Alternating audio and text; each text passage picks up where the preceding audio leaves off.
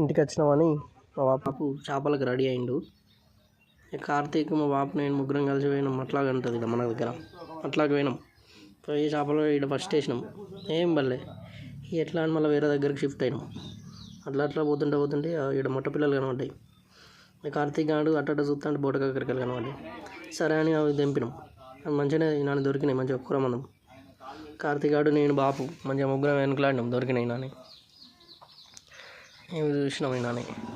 చూడండి ఫ్రెండ్స్ ఎట్లున్నాయి బోటకాకరకాయలు అడవిలా.